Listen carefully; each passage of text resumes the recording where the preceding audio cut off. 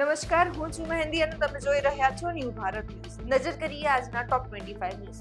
હવામાન વિભાગ દ્વારા સક્રિય ચોમાસાના કારણે દિલ્હી, યુપી અને એમપી સહિત દેશના 17 જેટલા રાજ્યોમાં ભારેથી અતિભારે વરસાદ તેમજ આંધી તોફાનનું એલર્ટ જાહેર કરવામાં આવ્યું. ગ્લોબલ ફાયર પાવર 2026ના રેન્કિંગ મુજબ મજબૂત સૈન્ય બળ અને આત્મનિર્ભરતાના જોરે ભારતે વિશ્વની સૌથી શક્તિશાળી સેના તરીકેનું સ્થાન જાળવી રાખ્યું છે, જ્યારે પાકિસ્તાન ઘટીને 14મા ક્રમે પહોંચી ગયું. ગુજરાતમાં હત્યાની હારમાળા અમદાવાદથી જામનગર અને હવે સુરતમાં રહસ્યમય યુવતીની હત્યા.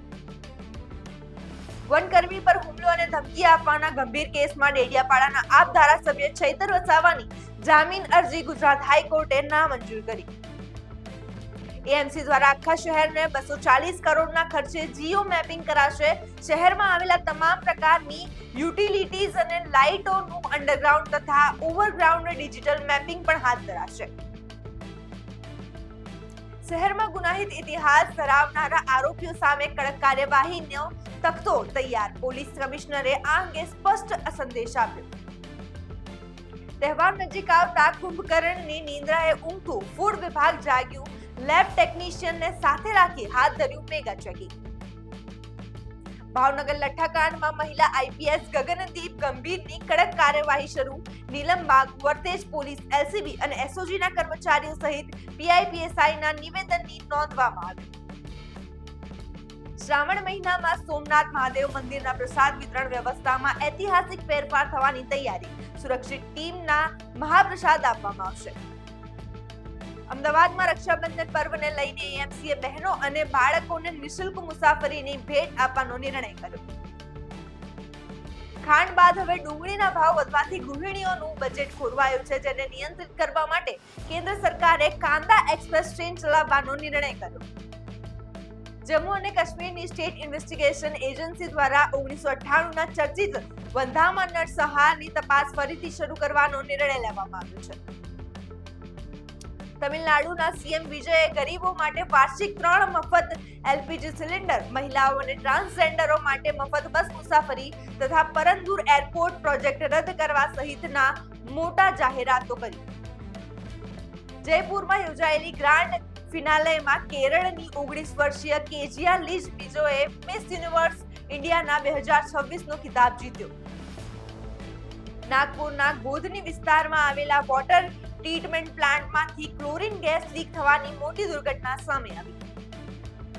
United Forum of Bank Union દ્વારા 11 સપ્ટેમ્બરે દેશવ્યાપી હડતાલની જાહેરાત કરવામાં આવી. ન્યુઝીલેન્ડ સરકારે 16 વર્ષથી ઓછી ઉંમરના બાળકો માટે સોશિયલ મીડિયા પર પ્રતિબંધ મૂક્યું. નવું બિલ લાવવાની જાહેરાત કરી.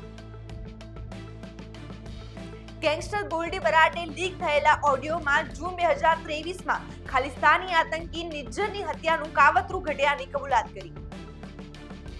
સાઉદી અરેબિયા, તુર્કી અને પાકિસ્તાન દ્વારા રચાયેલી મક્કા કરાર નામના ત્રિપક્ષીય સુરક્ષા સંગઠનમાં જોડાવા માટે ઈરાનને આમંત્રણ મળ્યું.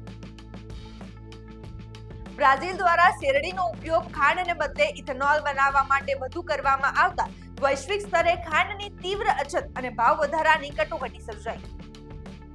ભારતીય શેર બજાર ઘટાડા સાથે લાલ નિશાને બંધ થયું હતું, જેમાં સેન્સેક્સ 171.72 પોઈન્ટ ઘટીને 77,369 અંકે અને નિફ્ટી 32.95 પોઈન્ટ ઘટીને 24,219.5 અંકે બંધ રહ્યા હતા.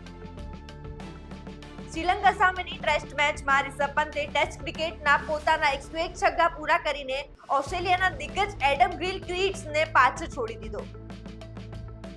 મહિલા એશિયા કપ 2026 પહેલા પાકિસ્તાની 2 મહત્વની ખેલાડીઓ ટુર્નામેન્ટમાંથી બહાર થઈ જતા ટીમને મોટો ઝટકો લાગ્યો. કૃતિ સેનનની રક્ષાબંધનની એડમાં બોલ્ડ કપડાં અને પેટ ડોગને રાખડી બાંધવાના મુદ્દે સોશિયલ મીડિયા પર ભારે વિવાદ થયો. કોફી વિથ કરણ સીઝન 9માં પ્રીમિયર એપિસોડમાં સલમાન ખાન સોલો ગેસ્ટ હશે, સાથે અન્ય બોલિવૂડ સ્ટાર્સ પણ જોવા મળશે. આજના ટોપ 25 ન્યૂઝમાં બસ આટલું જ. આવા જ વધુ અપડેટ્સ માટે જોતા રહો ન્યૂ ભારત ન્યૂઝ. નમસ્કાર.